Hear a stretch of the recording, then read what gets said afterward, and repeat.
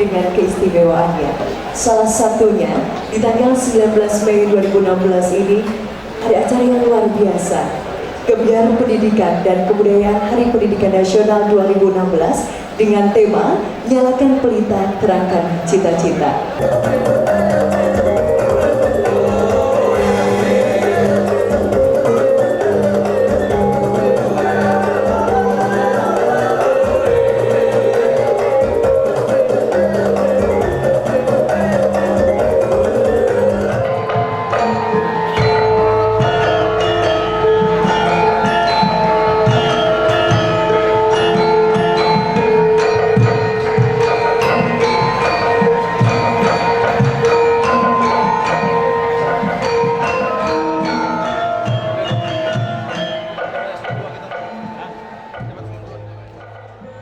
Hadirin yang kami hormati, selanjutnya kita akan bersama-sama menyimak laporan dari Ketua Panitia Pelaksana. Untuk itu kepada Yang Terhormat Nyi Sumarini, disilakan. Peringatan Hari Pendidikan Nasional tahun 2016 ini kami selenggarakan di sini di Pendopo Agung Taman Siswa, tempat Bapak Pendidikan Nasional kita, Ki Hajar Dewantara, memulai pergerakannya melalui perguruan Taman Siswa dalam upaya mencerdaskan anak bangsa, sehingga sangat tepat jika pada tahun ini kita peringati Hari Pendidikan Nasional di tempat yang sungguh penuh historis. Hadirin, marilah kita dengarkan sambutan Ketua Umum Majelis Luhur Persatuan Taman Siswa kepada Ki Profesor Dr. Sri Edi Suasono, disilakan. Hadirin, boleh kita beri tepuk tangan yang meriah untuk Ki Profesor Dr. Sri Edi Suasono.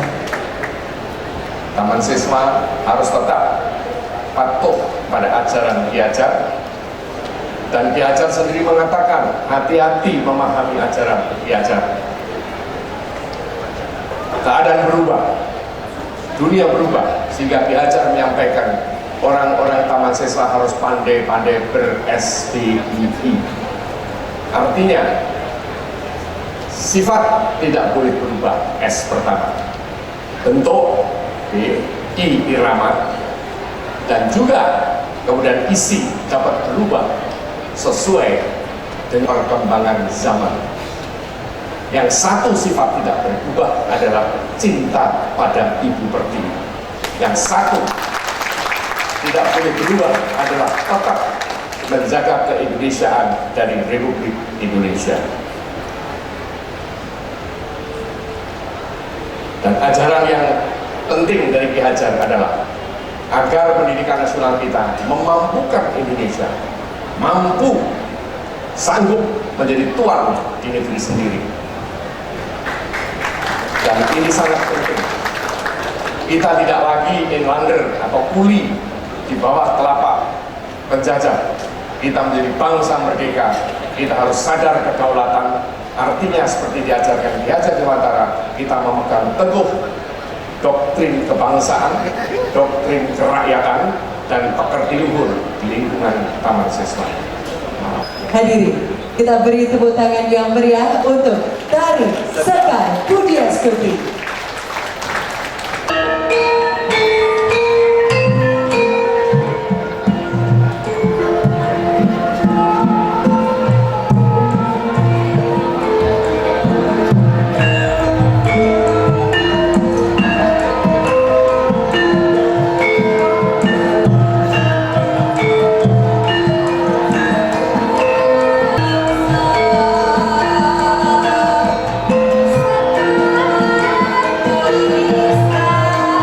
Hadirin yang kami hormati, kita sambut bersama sambutan dari Menteri Pendidikan dan Kebudayaan Republik Indonesia. Temanya mengirimkan pesan bahwa kita semua adalah pembelajar. Kita tak pernah berhenti belajar, dan merayakan Bulan Pendidikan dan Kebudayaan di Taman Siswa ini menjadi sesuatu yang buat saya pribadi juga punya rasa yang luar biasa. Berbeda merayakan pendidikan kebudayaan, merayakan Hari Pendidikan Kebudayaan di taman siswa dengan di tempat lain. Di sini Bapak Ibu sekalian, kita menyaksikan betapa seorang Ki Hajar Dewantoro membaca perubahan zaman dan mampu mengekspresikan perenungannya dalam bentuk tulisan-tulisan yang tadi pada saat ziarah kubur saya sempat coret di situ kalimat itu, diminta menulis Pak kenangan. Jadi saya katakan di tempat ini berbaring seseorang yang usia pikirannya, ajarannya melampaui usia raganya. Dan itu yang sebenarnya ada di Ki Hajar Dewantoro. Ki Hajar adalah orang yang terbuka pada perubahan zaman, jauh dari sikap menolak kemajuan dan perubahan. Bahkan sebenarnya Ki Hajar Dewantoro adalah seseorang yang sangat progresif dalam bidang pendidikan dan kebudayaan, tetap mempertahankan karakter keindonesiaan, tapi sekaligus juga ia bertanya yang mungkin terkesan seperti menyindir. Kalau dalam usaha kebudayaan, pendidikan, pengajaran kita hanya sanggup meneruskan cara dan adat yang lama, apa perlunya kita melakukan revolusi? Itu kata-kata Ki Hajar Dewantoro. Jika disebut kebudayaan, pendidikan, pengajaran kita hanya sanggup meneruskan, karena itu beliau meneruskan. Pendidikan berarti memelihara hidup, tumbuh ke arah kemajuan. Tidak boleh hanya melihat keadaan kemarin dan menurut alam kemarin. Karena itu di tempat ini, di depan tadi saya membaca prasasti peletakan batu pertama tahunnya 1938 oleh Ki Hajar Dewantoro. Hadirin, sesaat lagi kita akan menyaksikan sebuah pagelaran tari kolosal Mataya Lazuardi Nusantara. Mataya Lazuardi Nusantara, Nusantara Raya Pesta Cahaya, bentangan pulau-pulau emas dan kilau permata, mencipta konfigurasi kejayaan di langit raya. Ruang alam semesta bergetar oleh ribuan nyanyian. Tarian jiwa-jiwa merdeka dari Aceh hingga Papua. Kaki-kaki berderap beranak pinak di semangat, mengalir dalam urat nadi anak-anak negeri. Musik menghentak, membuncahkan irama dan nada, menyatu dalam petik bangsa merdeka, meneguhkan keberagaman suku dan budaya. Laut pasang, tinggi gelombang, menjelma tarian anak-anak negeri bahari, menjelajah mengarungi dunia, menawarkan keelokan Nusantara dari seluruh isi perut bumi, rempah-rempah, padi, kapas, kopra, hingga palawija. Hadirin yang kami hormati, kita sambut Mataya Lazuardi Nusantara.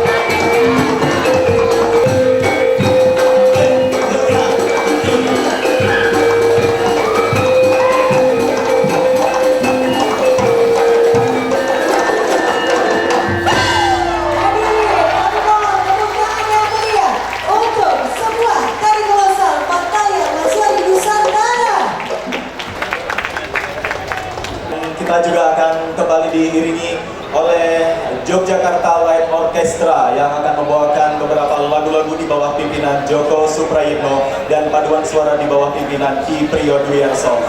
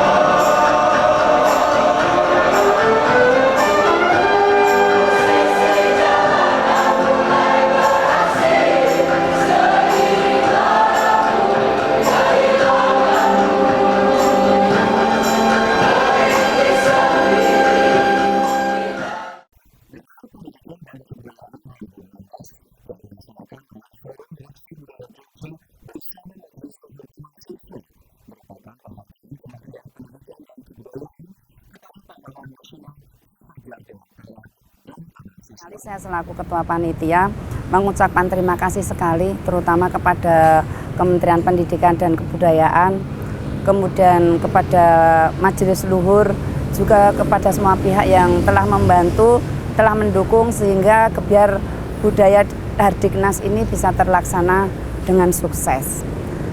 Awalnya Reksa Budaya itu mengajukan proposal kepada kementerian untuk pembuatan film.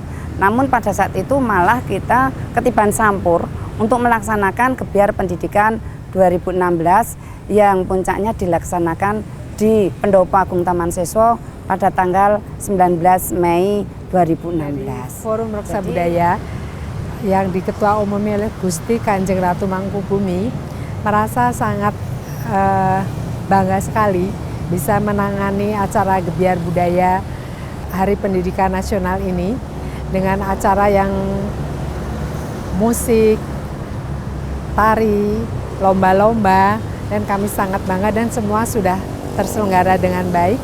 Semoga kita akan lebih baik lagi, dan Forum Reksa Budaya adalah semua dari alumni Taman Siswa dan para pecinta budaya yang peduli dengan pelestarian dan pengembangan budaya.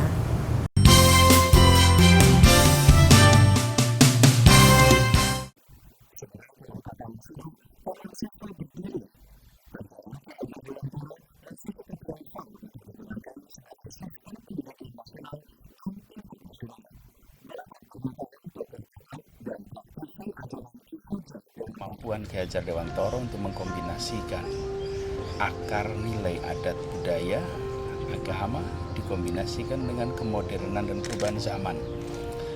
Kemampuan melakukan sintesa itu sebuah anugerah yang luar biasa, dan beliau tuliskan itu semua bukan dalam perenungan, bukan dalam percakapan, tapi dalam tulisan. Dan begitu dalam tulisan maka ia langgeng, ia melampaui zaman. Sekarang kita membaca. Nah, sekarang tanggung jawab kita adalah melakukan operasionalisasi dan pengembangan. Jadi saya harus mengakui secara jujur gitu. Saya ini dibesarkan itu dengan karakter Taman Siswa. Karena apa? Ayah saya itu guru Taman Siswa dan sudah mengabdi di Taman Siswa sejak sebelum tahun 1945. Jadi ayah nih murid Taman Siswa, guru Taman Siswa, dan yang unik sekali ketika ketemu dengan ibu saya waktu itu ya pacaran gitu kira-kira, sama-sama sebagai guru Taman Siswa. Jadi walaupun saya tidak pernah sekolah langsung di Taman Siswa, tapi saya mengklaim diri saya ini dibesarkan ala Taman Siswa.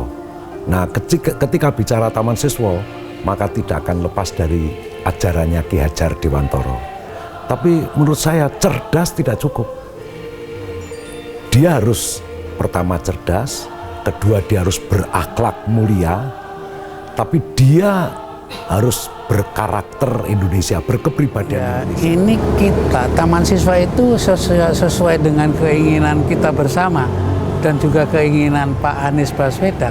Taman Siswa itu harus di depan dalam dunia pendidikan. Ini merupakan tantangan yang cukup berat untuk kita. Memang kaderisasi Taman Siswa itu harus dilahirkan, harus lahir dan dilahirkan. Kan selama ini kan kader kita tidak lahir. Nah, bagaimana ke depan? Sebuah organisasi besar tidak punya kader. Akhirnya kita mengambil dari luar, yang dari luar itu dan dia harus berwarna Taman Siswa. Jangan yang dari luar datang ke Taman Siswa mewarnai Taman Siswa. Ini yang kita tidak mau. Ya, bagaimana Taman Siswa harus warnanya tetap Taman Siswa. Kalau banyak orang yang bilang itu tanggung jawab pendidikan.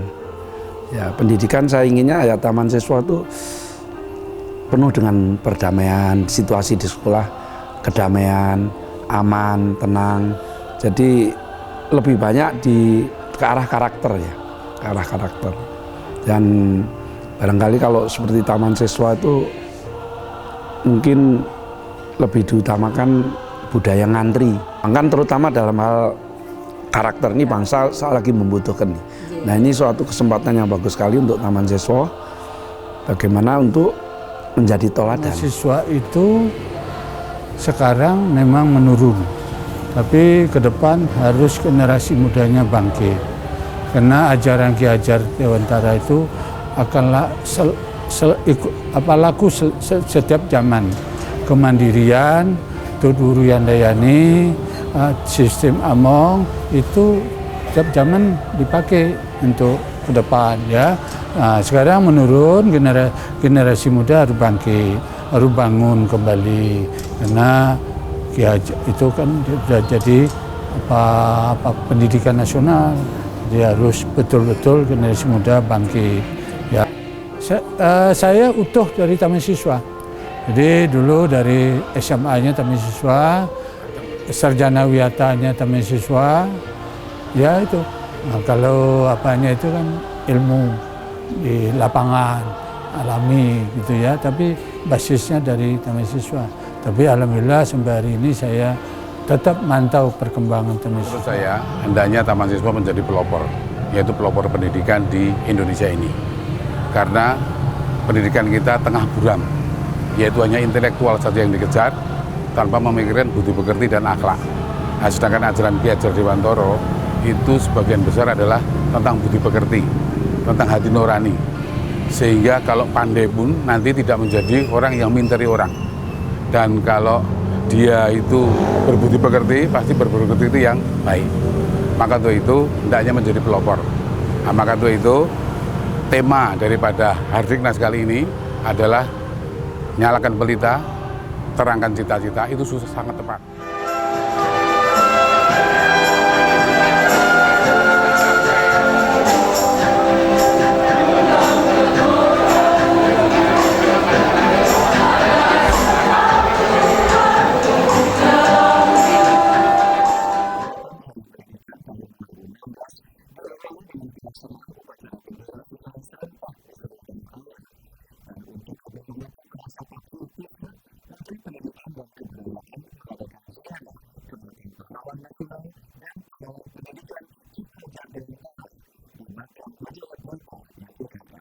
Jadi justru ketika saya mulai bertugas di Kementerian Pendidikan dan Kebudayaan, pertanyaan pertama yang saya tanyakan pada seluruh aparat pendidikan adalah, sudahkah kita membaca apa yang ditulis oleh Ki Hajar Dewantara? Slogannya kita pakai, lambangnya kita gunakan, sudahkah kita memahami isinya? Dan ternyata hampir semua tak ada yang pernah membaca apa yang ditulis oleh Ki Hajar Dewantara. Kini saatnya kita mengingatkan kembali kepada semua bahwa Ki Hajar Dewantara menuliskan prinsip-prinsip pendidikan yang melampaui zamannya.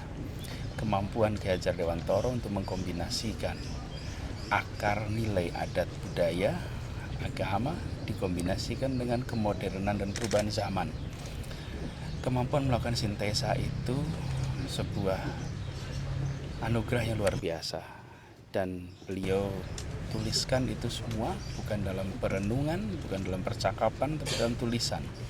Dan begitu dalam tulisan maka ia langgeng, ia melampaui zaman. Sekarang kita membacanya. Nah, sekarang tanggung jawab kita adalah melakukan operasionalisasi dan pengembangan. Operasionalisasi artinya supaya pikiran-pikiran ini tidak menjadi semata-mata sebagai nilai filosofis saja, tetapi menjadi teknik-teknik operasional. Nah, disinilah letak pentingnya operasionalisasi itu. Nah, kita harus kembangkan di sana.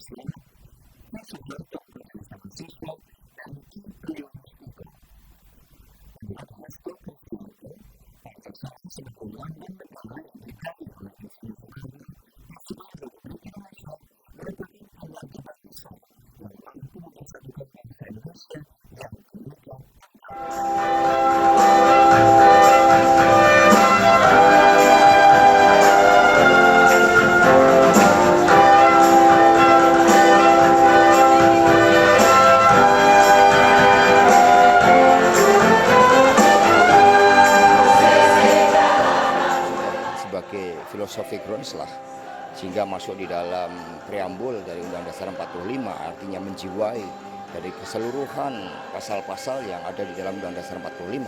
Pancasila tidak perlu lagi dijabarkan di dalam undang-undang, tidak perlu lagi dijabarkan dalam pasal-pasal Undang-Undang Dasar 1945, karena sebagai filosofi Grundslag kedudukannya justru sebagai norma hukum dari seluruh produk undang-undang yang ada. Bahkan sebagai filsafat hidup bangsa dan juga sebagai tujuan bernegara, Pancasila menjadi dasar dari seluruh kebijakan politik yang ada. Pancasila juga menjadi kritik dari tatanan masyarakat kita saat ini. Misalnya terhadap realitas 1% rumah tangga Indonesia menguasai 52% aset nasional. Ini menjadi kritik yang luar biasa bahwa dari aspek keadilan sosial ternyata bangsa ini belum mampu menjalankan cita-cita kemerdekaan yang membebaskan rakyat miskin dari belenggu kemiskinan. Menurut saya ketika di SD, SMP, terutama SD, SMP, ini fondasinya ya. Bagaimana anak-anak kita calon pemimpin bangsa ini akan cinta kepada tanah airnya, kepada bangsanya. Kalau sejak dari kecil tidak pernah didekatkan dengan nilai-nilai tadi, nilai-nilai Pancasila yang berkaitan dengan kita berbicara bagaimana kita cinta kepada negara, kepada bangsa, dan kepada tanah airnya. Begitu pula ketika kita berbicara tentang implementasi nilai-nilai Pancasila, itu harus selalu dikinikan. Hardiknas bukan hanya sekedar seremonial, tetapi marilah kita semua elemen masyarakat, terutama pelaku pendidikan, itu mengimplementasikan Pancasila sebagai karakter bangsa, sehingga semua dari segi kehidupan, lini-lini kehidupan itu mengacu pada Pancasila.